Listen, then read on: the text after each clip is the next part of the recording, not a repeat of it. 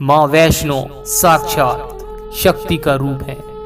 महाकाली, महालक्ष्मी, महासरस्वती की तेज और भगवान विष्णु के अंश से इनका जन्म हुआ है। माँ वैष्णो ने जिस परम लक्ष्य को पूरा करने के लिए अवतार लिया वो है धर्म की रक्षा और अधर्म का विनाश। वैष्णो माँ 3 महाशक्तियों की शक्ति है, इसीलिए कलयुग में उनसे महान शक्ति की कल्पना भी नहीं की जा सकती। भक्त अगर आत्मा की गहराइयों से माँ को आवाज दे तो माँ हर युग हर काल में दर्शन देती है।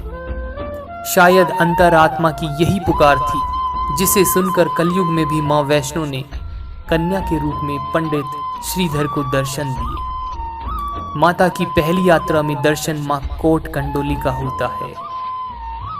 ये वो स्थान है जहाँ चारों तरफ माँ वैष्णो की निशानियां नजर आती हैं। कहीं माँ ने कन्या रूप में झूला झूला था, यहीं पर माँ ने अपने परम भक्त श्रीधर को संतान प्राप्ति के लिए वैष्णव भोज आयोजित करने का आदेश दिया था। भोज में श्रीधर ने सारे गांव को निमंत्रण दिया। माँ ने कन्या के रूप में सबको भोजन परोसा, लेकिन देवी शक्ति पर विश्वास न करने वाले एक साधु भैरवनाथ ने उनकी परीक्षा के लिए मांस और मदिरा की मांग की। दिव्य कन्या के रूप में माँ वैष्णो ने यह कहा, वैष्णव भोजन में मांस और मदिरा का प्रयोग पाप है। लेकिन भैरवनाथ हठ करने लगा और क्रोध में आकर उसने मां को अपमानित करना चाहा। मां वैष्णो ने उसकी मन की बात जान ली और वहां से अंतर्ध्यान हो गई। अंतर्ध्यान होकर मां वैष्णो ने कुछ क्षणों के लिए रुककर जहां प्रभु का ध्यान किया था उस स्थान को मां का दूसरा दर्शन कहते हैं। इस मंदिर में महाकाली, महालक्ष्मी और मां सरस्वती के दर्शन भी होते हैं। भैरव को मां की शक्ति का अनुमान नहीं था। अहंकार से विवश होकर वो मां का पीछा करने लगा। मां के धैर्य की कोई सीमा नहीं होती। भैरव की भूल को क्षमा कर उससे दूर जाने के लिए मां वैष्णो वीर वानर के साथ पर्वतों की यात्रा करने लगी। चलते चलते वीर वानर को प्यास लगी। मां ने अपने सेवक की प्यास बुझाने के लिए धरती चीर दी और जलधारा प्रवाहित कर दी, जिसे हम बाण गंगा भी कहते हैं मां के दरबार से बड़ी किस्मत वालों को बुलावा आता है। मां ने बुलाया तो पांव खुद ही उनके भवन की ओर चल पड़ते हैं। इन पहाड़ियों पर मां के जयकारे हमेशा गूंजते रहते हैं। दर्शन की आस लगाए लोग मां के पद चिन्हों पर चलते हुए मां की हर निशानी को प्रणाम करते हुए निरंतर आगे बढ़ते रहते हैं। भैरव की अज्ञानता को क्षमादान देते हुए मां त्रिकुट पर्वत पर एक गुफा में आ पहुंची, जहां उन्होंने 9 महीने तक ईश्वर का ध्यान किया।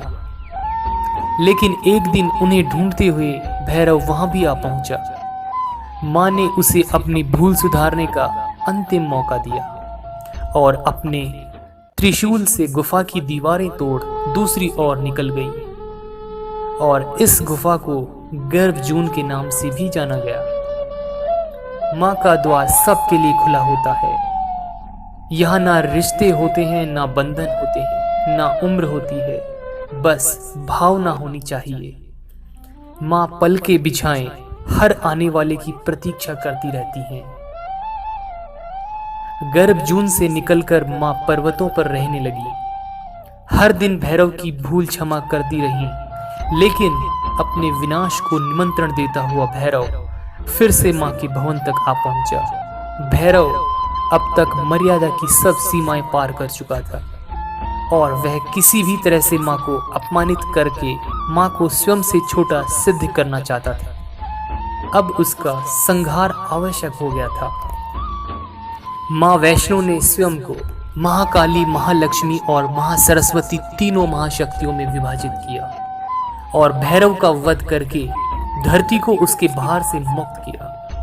जब मां ने अपने त्रिशूल से भैरव पर प्रहार किया था तो उसका सर कटकर दूसरी पहाड़ी पर जा गिरा था। जीवन के अंतिम क्षणों तक मां वैष्णो की शक्ति को झुठलाने वाले भैरवनाथ को जीवन समाप्त होने के बाद मां पर विश्वास हुआ और उसने अंतिम सांस लेते हुए माँ से क्षमा याचना की और ये आशीर्वाद मांगा कि लोग उसे अधर्मी के रूप में ना याद करें। माँ ने भैरवनाथ को क्षमा कर आशीर्वाद दिया कि भैरवनाथ के दर्शन के बिना उनका दर्शन पूरा नहीं होगा। इसीलिए वैष्णो देवी यात्रा का अंतिम चरण है भैरव मंदिर। माता ने जब भैरवनाथ का सर काट दिया था तो उसका सर आकर यहीं गिरा था।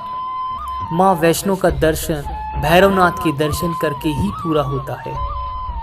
इस संसार में माँ बच्चे का संबंध ऐसा है जहाँ शब्दों की ही नहीं मौन की भाषा भी समझ ली जाती है। माँ वैष्णो का दरबार भी निराला है। होठों से प्रार्थना के शब्द निकलते भी नहीं और माँ मन की बात सुन लेती हैं।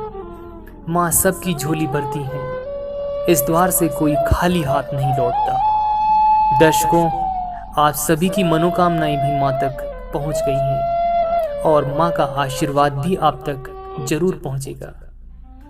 और अब हम आपसे विदा लेते हैं इस विश्वास के साथ कि ईश्वर इस धरती पर जितने रूपों में विराजमान है, आप हर रूप का दर्शन करेंगे हमारे साथ हमारी यात्रा में। नमस्कार।